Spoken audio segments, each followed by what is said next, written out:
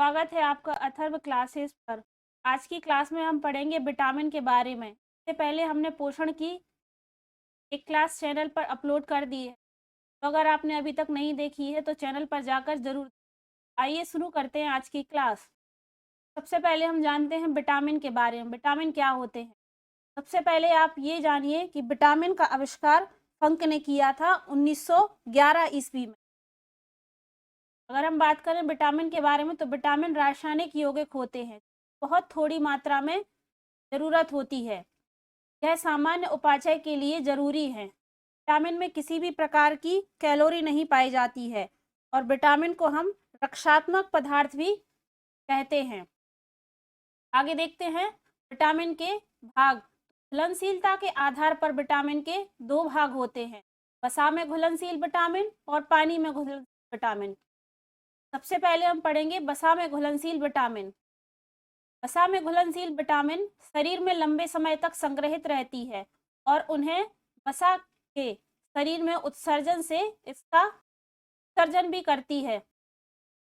वसा में घुलनशील विटामिन में सबसे पहले हम देखेंगे विटामिन ए। विटामिन ए का रासायनिक नाम है रेटिनॉल। अगर हम बात करें विटामिन ए के बारे में तो आंख के रेटिना में प्रकाश के प्रति संवेदनशील रंजक के उत्पादन में सहायता करती है। यह कोशिकाओं की वृद्धि और विभेदीकरण में भी सहायता करती है। यह हड्डियों के विकास और रोग क्षमता तथा संक्रमण के प्रति सुरक्षा में वृद्धि करती है। अगर हम बात करें विटामिन ए के स्रोत के बारे में तो क्रीम, अंडे का पीला भाग, मछली का तेल, यकृत तथा तेल आदि विटामिन के अच्छे स्रोत हैं और इसका सबसे अच्छा स्रोत गाजर को भी माना जाता है।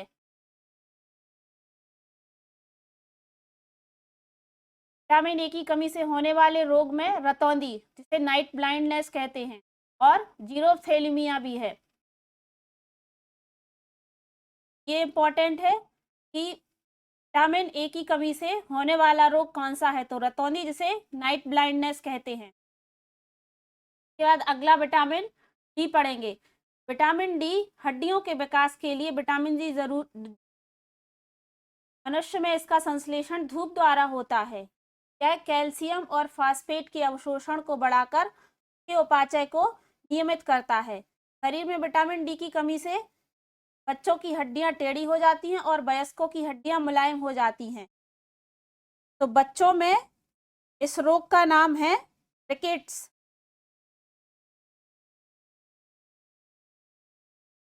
और वयस्कों में इसका नाम ऑस्टियोमलेशिया है।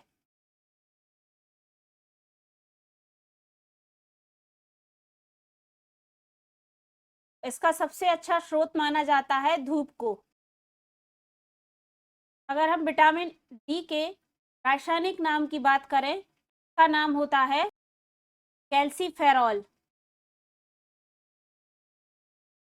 यहाँ से भी क्वेश्चन बन सकता है कि विटामिन डी का रासायनिक नाम क्या होता है। विटामिन डी का रासायनिक नाम होता है कैल्सीफेरॉल। अगला विटामिन ई। यह कुछ झिल्ली लिपिड की सुरक्षा में सहायता करता है, जो कि ऑक्सीकरण प्रतिक्रिया से नष्ट हो जाता है, क्योंकि खाने के तेल के लिए यह शरीर को रोज प्राप्त होता है। इसीलिए इसकी कमी से होने वाले रोग क्या होते हैं, कम होते। अगर हम बात करें विटामिन ई के रासायनिक नाम की, विटामिन ई का रासायनिक नाम है टोकोफेरॉल। विटामिन ए प्रतिरक्षीकरण प्रक्रिया को भी बढ़ाता है। इसकी दैनिक जरूरत 8 से 10 मिलीग्राम ही होती है और इसके स्रोत में गेहूं का आटा, साबुत अनाज, दूध, गिरीदार फल, अंडे की जर्दी तथा मक्खन होता है। इसके साथ हरी पत्तेदार सब्जियां और अंकुरित गेहूं भी, और सबसे इसका अच्छा स्रोत है वनस्पति तेल। के बाद अगला विटामिन है विटामिन के। यह रुधिर जमाव के लिए एक महत्वपूर्ण तत्व है। इसका संश्लेषण बड़ी आंत में होता है। द्रव्यों की सहायता से ही का अवशोषण छोटी आंत में होता है। प्रमुख स्रोत हैं हरी पत्तेदार सब्जी, मछली, यकृत और सब्जियां। रुधिर का थक्का बनाने की प्रणाली का प्रभाव पड़ता है, जिससे रुधिर स्राव हो जाता है। की कमी से होने वाले रोग हैं रक्त का थक्का ना बनना होता है। अगर हम बात करें विटामिन के का रासायनिक नाम होता है फ्लोक्यूनोन।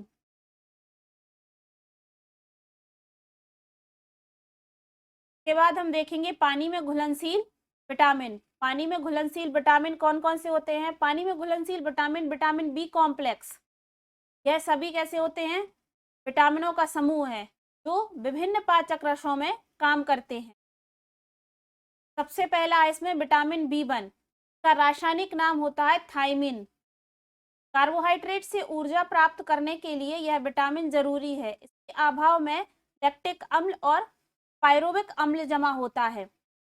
के स्रोत की बात करें तो अंडे की जर्दी, यकृत, मांस, गिरीदार फल तथा खमीर आदि शामिल हैं। अगर हम बात करें कि इससे होने वाले रोग कौन कौन से हैं? इससे होने वाला रोग है बेरी रोग, से पेशियों का क्षय होता है। अगला विटामिन है हमारा विटामिन बी2। विटामिन बी2 का रासायनिक नाम है राइबोफ्लेविन। राइबोफ्लेविन कार्बोहाइड्रेट और प्रोटीन के उपापचय में सहायता करता है। इस विटामिन की कमी से आंखों का लाल होना और त्वचा का फटना तथा मुखपाक, आंतरिक पेशवा में घाव आदि हो जाते हैं। स्रोत में खमीर, हरी सब्जियां, दूध, यकृत और अंडे आदि हैं।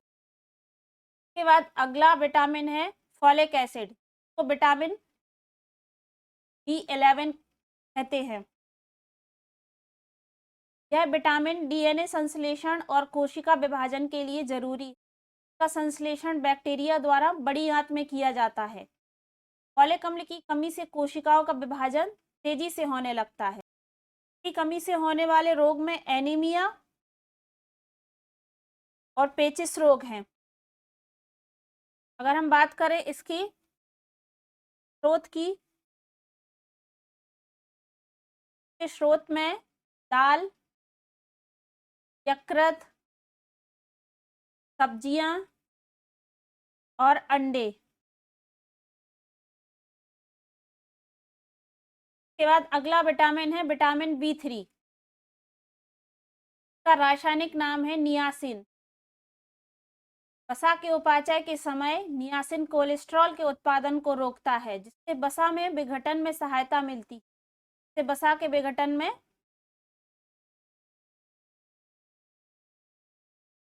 नियासन का अगर हम स्रोत की बात करें विटामिन B3 के स्रोत की, तो पनीर, खमीर, साबुत अनाज, मछली और गिरीदार फल, अंडे आदि आते हैं।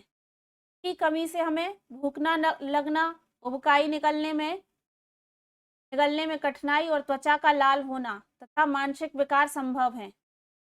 अगला विटामिन है विटामिन B6 का रासायनिक नाम है पायरिडॉक्सिन। यह विटामिन अमीनो अम्ल के उपापचय और न्यूक्लिक अम्ल अणुओं तथा अनावश्यक अमीनो अम्ल की सहायता करता है। यह विटामिन अंडे की जर्दी, सोयाबीन, मांस, यकृत तथा खमीर आदि में पाया जाता है। की कमी से त्वचा रोग तथा एनीमिया होता है। अगला विटामिन है विटामिन B12। विटामिन B12 का रासायनिक नाम होता है थाइनोकोबालामिन। यह डीएनए के संश्लेषण में एक महत्वपूर्ण घटक है। यह माइलिन के अनावरण को बनाने तथा उसे कायम रखने में सहायता करता है। की कमी से त्वचा रोग तथा एनीमिया होता है। स्रोत की बात करें तो इसके स्रोत में यकृत, मांस, अंडे, खमीर तथा तरल पदार्थ आएंगे। अगला विटामिन है हमारा विटामिन B7 का रासायनिक नाम है बायोटीन। का संबंध कार्बोहाइड्रेट की उपापचय से है। यह खमीर, अंडों के पीले भाग, वृक्क और टमाटर आदि में होता है। इसका संश्लेषण छोटी आंत में होता है। की कमी से होने वाले रोग में लकवा लगना और शरीर में दर्द और बालों का गिरना आता है। अगला विटामिन है विटामिन B5 पेंटोथेनिक एसिड, इसका रासायनिक नाम है। यह विटामिन अमीनो अम्ल की उपापचय में सहायता करता है। कमी से होने वाले रोग में बाल सफेद होना, और मंदबुद्धि होना। अगर हम बात करें इसके स्रोत की, इसके स्रोत में मांस, दूध, मूंगफली, गन्ना और टमाटर आएंगे। के बाद अगला है विटामिन सी। विटामिन सी का रासायनिक नाम है एस्कॉर्बिक एसिड। यह बॉडी ऊतकों ऑक्सीडेशन रिएक्शन से बचकर एंटीऑक्सीडेशन का काम करता है। की दैनिक जरूरत 40 मिलीग्राम है। की कमी से रुधिर बार भुरभुरी हो जाती है, जख्म भरने में देरी लगती है। इसके अलावा उपपाक और मवाद युक्त पदार्थ का स्राव भी होता है। ये चारों ओर त्वचा के फटने को स्कर्वी कहते हैं। की कमी से होने वाला रोग स्कर्वी है। यह विटामिन नींबू जाति के फलों मतलब खट्टे फलों में होता है। के बाद आगे हम देखेंगे खनिज लवण। यह भोजन के अकार्बनिक अवयव हैं तो शरीर के ऊपरी भाग क्रियाओं को नियंत्रित करते हैं। यह शरीर के ऊतक के निर्माण में के लिए कच्चा पदार्थ है और एंजाइम तथा विटामिन के आवश्यक अंग। खनिज लवण में सबसे पहले है आयोडीन।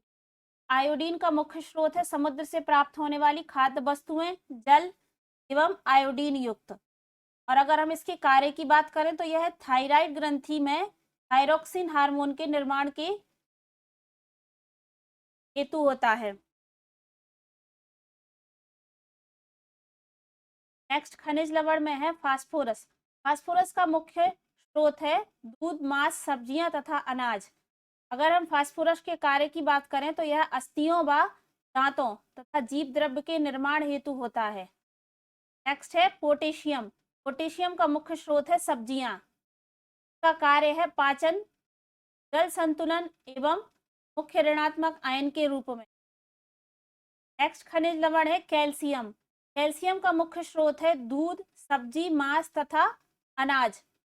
और कैल्शियम का कार्य है अस्थियों पर दांतों के निर्माण, रुधिर का थक्का बनाने एवं हृदय व तंत्रिका तंत्र के विभिन्न कार्यों हेतु। के बाद है सोडियम। सोडियम का मुख्य स्रोत है हरी सब्जियां तथा नमक। सोडियम का कार्य है रुधिर एवं शरीर के अन्य ऊतकों के निर्माण हेतु। नेक्स्ट है आयरन। आयरन के मुख्य स्रोत हैं आयरन के मुख्य स्रोत में स्टेम और ऑर्गन मीट, हरी पत्तेदार सब्जियां तथा ब्रेड आदि आते हैं। और इसके कार्य हैं लाल रक्त कणिकाओं के निर्माण हेतु। यही थी आज की हमारी क्लास। आशा करते हैं आपको पसंद आई होगी। चाहिए तो वीडियो लाइक करें और ज़्यादा से ज़्यादा लोगों तक शेयर करें। अगर आपने अभी तक हमारा चैनल सब्सक्राइब नहीं किया है तो चैनल सब्सक्राइब करें। धन्यवाद।